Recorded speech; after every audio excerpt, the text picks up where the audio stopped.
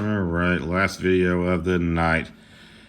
My thoughts on the cold steel Magnum Tanto 12 or XI, whatever you guys want to call this thing. I did not go with the Sanmai steel. I went with the CPM 3V, which is a very hard steel. Trust me, I know because I had to sharpen the damn thing. It didn't come sharp. Imagine that. So I got a few complaints on this piece. I will try to be as nice as I can. As you guys may or may not know, I'm not the biggest fan of cold steel. It's kind of like going to Walmart, which pretty much that's what cold steel is. They're a Walmart. They don't make these knives themselves. They contract them out and they just resell them. Anywho, but sometimes Walmart has what I need or want, and cold steel is kind of the same thing. They may have an option that I want that I can't find anywhere else. Then I'm forced, not forced, but you know, it's either that or I don't get anything. So we're going to start with the box. It's a plain box. Magnum Tanto 12.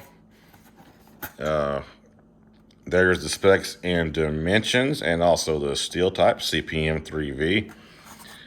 Supposedly it's a super steel or super dick steel. It's hard as fuck. I had to go down on my sander, down to was it 120 grit to even get a burr on this motherfucker because it didn't come sharp.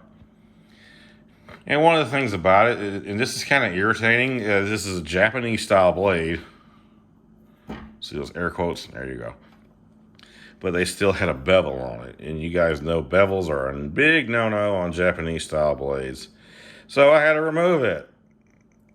So that's why that line right there is so wide, because that's how much metal I had to remove. You can see how it shirks up way up there. That's how steep that bevel was. See how it starts right there? But then I started my sanding down here. That's how much metal I had to remove and how far down I had to come to reprofile this. And then when I say it's reprofiled, it is a fucking beast. I mean, you can just tap a water bottle as empty and it'll go right through it. No, not really, but still, it feels like you're cutting air just to cut through anything, because I mean the sharpening I did on it. You got a 12-inch blade. I haven't taken my tape measure out, but it's a little bit longer than that one, which is 11. This is the M-Tech I just reviewed earlier, and this is a shade bit longer. Bring this over for comparison. Oop, almost rolled it over. So that's about a good inch right there. What do you guys think? About an inch? Somewhere in there. These things are never exactly 12 inches. It's always, you know, either 11 and some change or 12 and some change. So, anywho, my thoughts on it. It's almost said sword. That's the way it feels. I don't like the American style Tanto where it swoops down like this. I like the rounded, curved version.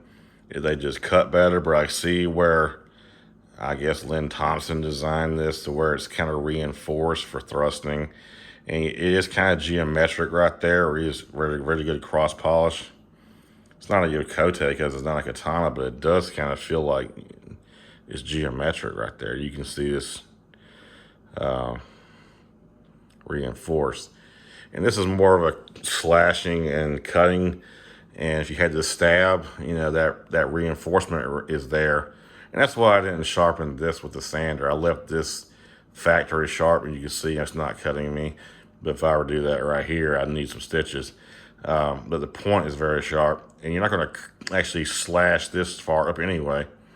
At least I would hope you wouldn't. But you see how that is, how thin that bevel is, the polish or whatever difference is. But look how wide that is. That's my sharpening work on it. Anyway, so you got rubberized grips. You got a very good polish on the fittings, or lack of a better term. The hand guard feels really good. It's not jagged or sharp or anything. Neither is the spine. Very good polish on these. And Eric's messaging me. So the grip on, of course, the whole overall knife feels better than the I'm sorry, not the Honshu, but the M-Tech. I want to get a Honshu. That's why I had it in my mouth. I was thinking about it. Yeah, let's see. So, yeah, cold steel. CPM 3V Taiwan. But the grip on this one's better. The whole knife's better. The only thing I hate about this fucking knife, other than the fact it did not come sharp enough. I mean, it wouldn't even break skin if you were to just do this all day. I don't know if it's full tang.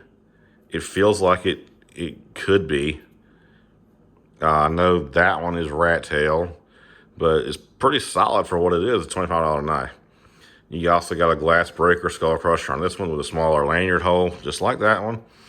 It's almost like this is a clone of this. Kind of like the Honshu people did, or United Cutlery, whatever you want to call them. And of course, you know, it's just a better knife, better steel, better quality. The only thing I hate, which I just mentioned, is this piece of absolute garbage. This fucking thing right here. This ruins the knife. I don't mind sharpening a sword or a knife or whatever I get. I kind of expect that because I'm insane about having it razor sharp. But I would at least hope, even if the sheath dulls the knife, I can kind of deal with that. I can loosen it up with the screws and maybe make adjustments to where I'm putting more pressure on down, you know, and then pulling it out, rather than just pulling out neutral, or you definitely don't want to go up.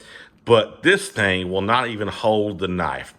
It'll get this far in, and that's it. Now, if you shove it all the way in, which I tried to when I first got it, it'll get stuck. This part will cut into the top of the sheath, and you can't get it out unless you just rip it out. You risk damaging the sheath, damaging yourself, and just throwing the knife across the room because it takes that much force. Which is why I won't even show you guys the knife in the sheath, because I don't want to put it in there after I've sharpened it. It'll fucking ruin the edge. So I'm going to have to find another third-party sheath to go with this one, the same way I did my K-bar. But at least the K-bar sheath fit the knife. This one won't even go into it. It will stop right about there, and that's it. That's as far as you go. After that, you're cutting into the top of the sheath. Now, if the sheath fit the knife, it'd be great. You got MOLLE capable slots and all kind of options. It's very well made. You got a belt loop, which if you don't like it, you can remove it. It's very well made. It's a good option, but it doesn't fit the knife. That's the problem. And I'm not going to get a heat gun and try to do all this kind of crazy shit. I shouldn't have to do that. I should get a sheath that fits the knife. So anyway, that's my thoughts on both of these knives in these last 3 videos. Do I like the cold steel knife? Yeah, I love it. Love the Magnum Tanto 12 with that hard-ass diamond hard steel. This took me longer to sharpen than most of my katana do, and that's saying something. The steel really impressed me. Fantastic blade, fantastic cutting tool. It feels great in the hand, like you could just wreck somebody. It'd be great for backyard cutting, which I'm sure I'll have a lot of fun doing some ball tricks with this, because there's a 12-inch blade. There's a katana sitting near me. If that makes you guys, you know, have any question about how long it is, how long it looks, that's a katana, full-length katana right there. That's how long this knife is. But I wish they had done something different with the sheath. So I may reach out to my friend Wes Beam, see if he can make me one, go on eBay, Amazon, find a third party. I don't know. But I know what I do know is we'll see you guys in the next video. Peace, and you guys have a great one. Be safe out there.